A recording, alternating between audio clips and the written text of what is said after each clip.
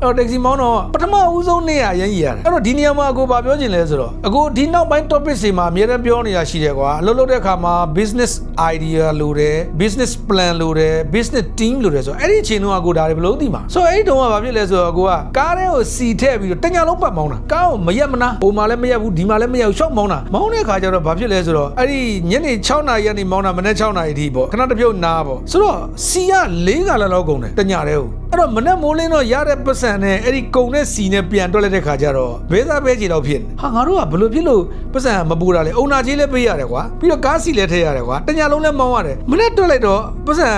ကို့အတွက်ထမင်းကြော်ပိုးတော့မကြံဘူးဖြစ်နေဟာဘယ်လိုဖြစ်တာလဲပေါ့ဆိုတော့ဒီနေရာမှာငါတို့တခုတော့မှားနေပြီအဲ့ဒါနဲ့တကယ်ချင်းနှစ်ယောက်တိုင်ပင်ပြီးတော့ဟဲ့ငါတို့ဒီလိုလုပ်လို့မရဘူးအဲ့ဒါနောက်တစ်နေ့လဲကြာရောသူကအဲ့လိုရှောက်မောင်းနေလို့မရဘူးလေအဲ့တော့ taxi မောင်းနေဆိုတာလေပညာလိုတယ်လေရက်တဲ့နေရာလေးမှာရက်ရတယ်အဲ့တော့အကိုတို့ဆိုရင်အဲ့ဒီတုန်းကနည်းနည်းလေးလူရည်လည်လာတဲ့ခါကျတော့ကွာညဦးပိုင်းဆိုလို့ရှိရင်အကိုတို့ကတရုတ်တန်းဘက်မှာသွားပြီးတော့ရစ်တီလုပ်တဲ့ကားကိုဘက်မောင်းနေအဲ့ဒီတရုတ်တန်းမှာလူတွေကရမ်းစီတော့ကားငှားတာပေါ့โอเคတခါ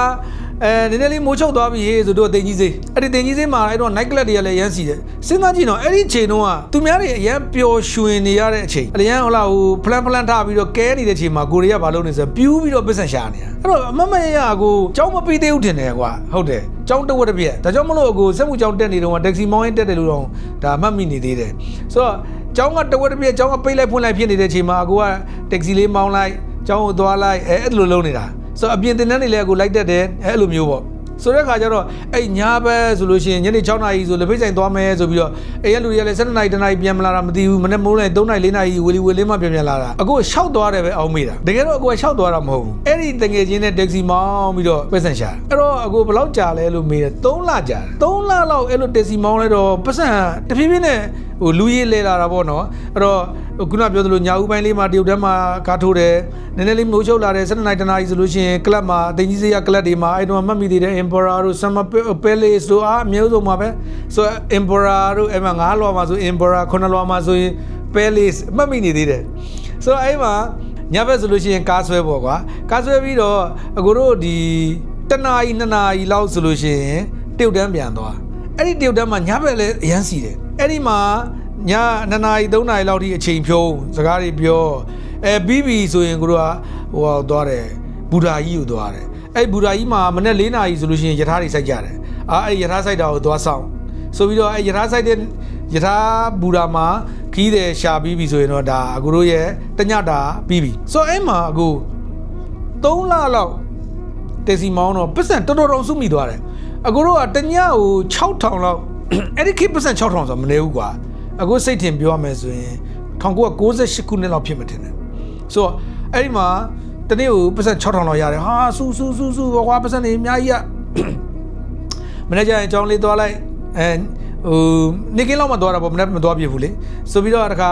အဲ့လိုနေရင်းနဲ့အခုတရက်မှာအဲ့ဒီ3လလောက်နေတဲ့တရက်မှာတီတီမင်္ဂလာဈေးအရှိမှာမရကွာအဲ့ဒီတီတီမင်္ဂလာဈေးရှိမှာအခုကားဖြည်းဖြည်းပဲမောင်းလာတာမောင်းလာရင်းနဲ့အဲ့မှာအမူးသမားတယောက်အရက်တော်မူးနေလမ်းပေါ်မှာရိုင်ထိုးပြီးသွားနေအဲ့ဒီသွားနေတဲ့အချိန်မှာသူ့ကိုကဒီလိုရှောင်လိုက်သူကဒီဘက်ကိုရိမ့်လိုက်ကိုကဟိုလိုရှောင်လိုက်အဲ့လိုဖြစ်နေနေကိုစိတ်ထဲမှာအဲ့ချင်းလူငယ်စိတ်လေကွာဆိုထောင်းကလေးဆိုတော့ထပ်ပြီးဒီကောင်ကိုကပုတ်ဆွဲလိုက်တာစိတ်ထဲမှာလည်းဒီကောင်ပုတ်ခါတီကာလေးပေါ့လက်ဆင်ပေးလိုက်တာကိုကလည်းအဲ့လိုလက်ဆင်ပေးဖို့ပုတ်အဆွဲသူကလည်းမူးနေတဲ့လူကရှေ့ကိုတလန်နောက်ကို2လမ်းလေရှေ့ကိုသွားမလို့လုပ်ပြီးတော့မှနောက်ကိုပြန်ပြီးတော့ရိုင်တဲ့အချိန်နဲ့ကိုကလည်းသူ့ကိုပုတ်ဆွဲတာနဲ့ဆိုတော့သူ့ရဲ့ခြေထောက်တစ်ချောင်းကိုကအပါဖြတ်တိုက်လိုက်သလိုဖြစ်သွားတာဖြတ်တိုက်လိုက်တဲ့ခါကျတော့ तू ကဒီဘက်ခြေထောက်ကိုတက်လိုက်တော့ဟိုဘက်ခြေထောက်မှာလွတ်ပြီးတော့လူကြီးကခြေထောက်2ချောင်းစလုံးမိုးပေါ်ကိုလွတ်ပြီးတော့ခေါင်းနဲ့ကတ်တရားလမ်းနဲ့ပြန်ကြတာဟာသွား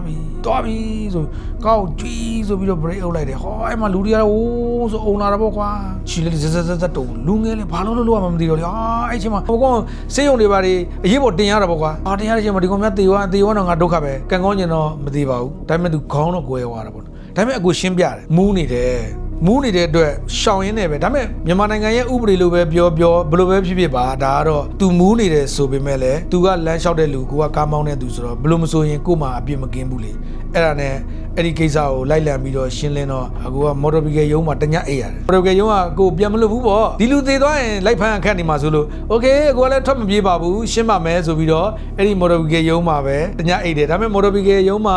50လမ်းရုံးမှာအခုအချုပ်ထဲတော့မထည့်ပါဘူးဒီစပွဲမှာပဲအိတ်ခိုင်းတယ်မနေ့ကျလို့ဟိုလူမသေးဘူးဆိုရင်ကိစ္စပြီးပါတယ်ပေါ့ဆိုတော့အဲ့နဲ့အဲ့အချိန်မှာအခုဘာပြောချင်လဲဆိုတော့ဒါမိဘတွေကိုအသိပေးရတော့မယ်လေပထမတော့အကိုကဘယ်လောက်များလဲဆိုတော့နော်